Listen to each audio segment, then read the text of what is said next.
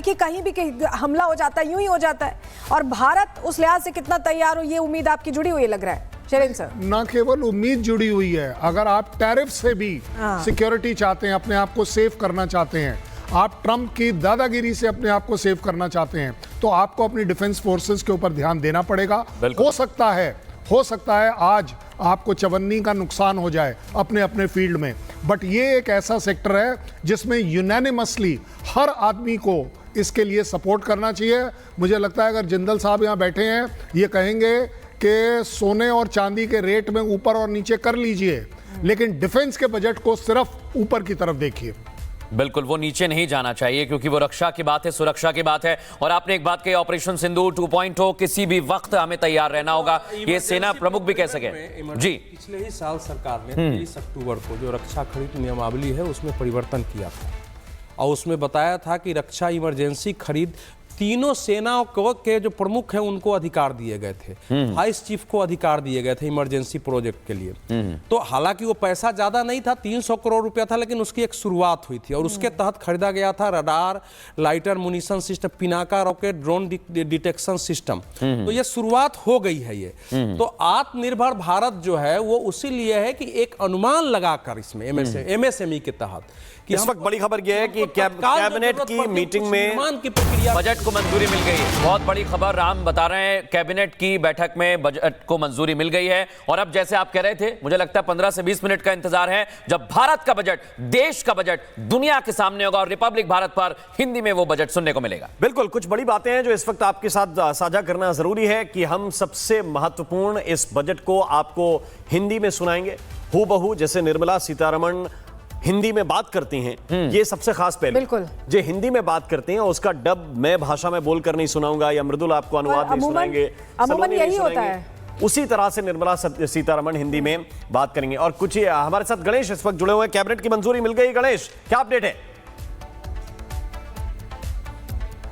Unmute करिए Ganesh, unmute करिए। 11 बजते ही बजट के यहाँ पर सदन के टेबल पर रख दिया जाएगा, पेश करते ही नजर आएंगी निर्मला सीतारमण और 9वीं बार वो बजट पेश करेंगे। एक तरीके से रिकॉर्ड होगा।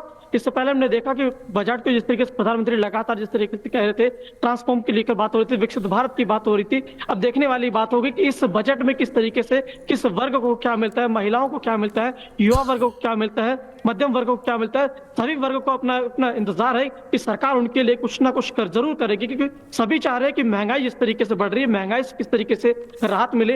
इंफ्रास्ट्रक्चर चाह रहा है कि किस तरीके से सरकार उनके लिए कुछ करे जिससे इंफ्रास्ट्रक्चर और मजबूती से आगे बढ़े। रक्षा क्षेत्र में किस तरीके से इस बजट के अंदर क्या कुछ होगा, सभी को उम्मीद है। लेकिन अब निगाहें ठीक है, जब 11 बजे घड़ी की सुई में बजेगा, वित्त मंत्री निर्मला सीतारमण अपना 9वां बजट पेश करते हुए दिखाई पड़ेंगी और उसके बाद उम्मीदों का पिटारा खुलेगा। सभी की उम्मीद जो उम्मीद लगाई बैठी, बिल्कुल उम्मीदों का पिटारा है और उम्मीद हमें मार्केट में दिख रही है। गणेश, पीएम की अध्यक्षता में कैबिनेट बैठक हुई है, बजट को मंजूरी मिल गई है और अब 15 मिनट से भी कम का वक्त रह गया है, मार्केट चढ़ रहा है। राघवेंद्र हमारे सहयोगी हमारे साथ जुड़ गए, एक छोटा छोटा कमेंट ले लेते हैं, उसके बाद हम रुक करेंगे। राघवेंद्र और आदर्श हमारे साथ जुड़ गए। पहले राघवेंद्र आपके पास आ रहे हैं, क्या खबर है लखनऊ से? लखनऊ से आपको एक बड़ी खबर देता हूं और मैं इस वक्त भारतीय जनता पार्टी प्रदेश कार्यालय में हूं। यहां पर उप मुख्यमंत्री ब्रजेश पाठक और संगठन महामंत्री धर्मपाल सिंह तमाम अपने कार्यकर्ताओं नेताओं के साथ बजट लाइव देखेंगे। तो बड़ी बात यह है कि खुद भारतीय जनता पार्टी प्रदेश कार्यालय से बजट को लाइव देखा जाएगा। यहां पे देखिए कार्यकर्ता पहुंचना शुरू कर दिए हैं और इन्हीं लोगों से जानने की कोशिश करते हैं कि आप अपने ही सरकार से क्या उम्मीद करते हैं। इन्हीं लोगों से जानने की कोशिश करता हूं। भाई साहब, बजट आने वाला है, क्यों बजट आने वाला है, क्या कहेंगे, क्या उम्मीद है आपको? सर किसी और से पूछिए सर। कुछ उम्मीद नहीं है आपको? देखिए कुछ और लोग हैं, तमाम लोग हैं यहाँ पर। सर क्या उम्मीद कर रहे हैं बजट से? बजट से पूरी जनता को फायदा होगा और देशवासी को फायदा होगा, सबको फायदा, सबको ठीक है। वर्ग के राघवेंद्र, फायदा होगा ये उम्मीद जाहिर की जा रही है, ये कहा जा रहा है कि फायदा होगा और यही उम्मीदें लेकर सब तैयार हैं। और कुछ ही समय जो हम बता रहे हैं, अब मुश्किल से 14 मिनट बचे हैं, 14 मिनट 11 सेकंड काउंटडाउन हम बता रहे हैं। और जो बात हम बार बार कह रहे हैं, हम मृदुल और राम जिसका जिक्र कर रहे हैं कि आपको यहाँ रिपब्लिक भारत पर जो बजट भाषण है हिंदी में सुनने को मिलेगा और लाइव ट्रांसलेशन AI के जरिए हम आपके लिए लेकर आने वाले। तो यहीं रहिए, कहीं मत जाइए। और साथ ही आपको ये भी बताएं, क्योंकि जिक्र जब हो रहा है निर्मला सीतारमण का 9वीं बार बजट पेश करनी, तो साड़ी का भी जिक्र राम और मृदुल हर बार होता है, वो बात अछूती न रह जाए, क्योंकि वो कांचीवरम साड़ी पहनकर इस बार आ रही हैं। तमिलनाडु से ये आती है और तमिलनाडु में कहा जाता है कि जो साड़ी पहनती है उसमें संदेश भी होता है। चुनाव भी है राम और मृदुल, बिल्कुल। और देखिए इसी के लिए निगाहें हैं देश की, और इस समय आदर्श हमारे साथ जुड़े हुए हैं। एक छोटा कमेंट ले लेते हैं क्योंकि फिर 13 मिनट बाकी हैं। इसके बाद आकाश जी आपके पास भी आएंगे, मार्केट की बात करेंगे। आदर्श बताइए।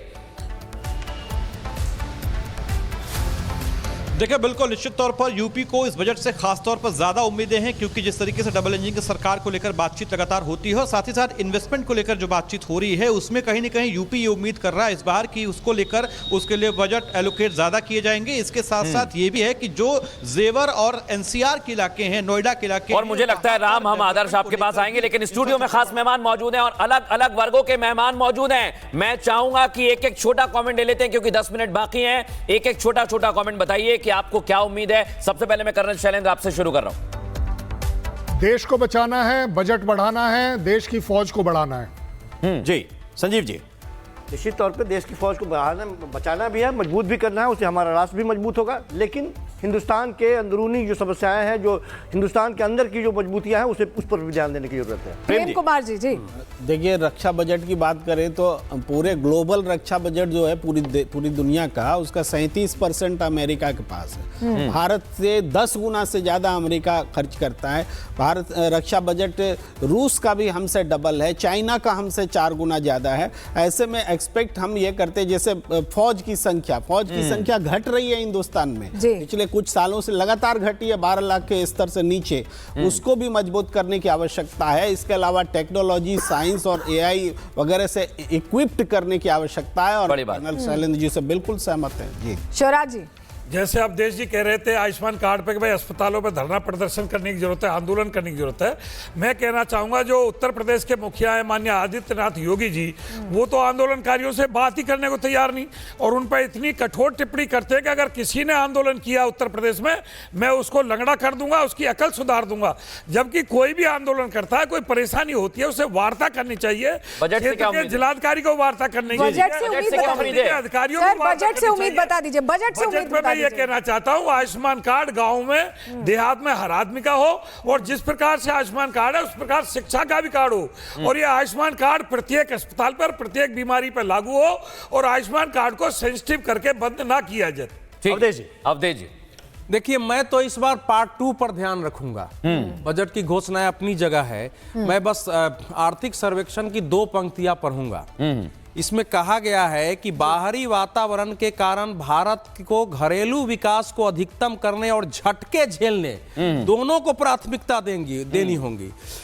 इसमें कहा गया है कि भारत को एक साथ मैराथन और स्प्रिंट दोनों दौड़नी होगी, और मैराथन को स्प्रिंट की तरह दौड़ना होगा। तो हमारे यहाँ जो मैन पावर है खासकर, उसको शिक्षा और स्किल कि दुनिया में जो हमारा अभी मोबिलिटी पैक्ट हुआ है यूरोप का, जो बहुत सारी समस्याएं हमारे यहाँ है, तो वो उसके लिए भारत की तैयारी। सेकेंड जो है जो डिफेंस हमारा है। थर्ड जो है एग्रीकल्चर ने हमारे देश की बहुत रक्षा की अर्थव्यवस्था को। फोर्थ जो है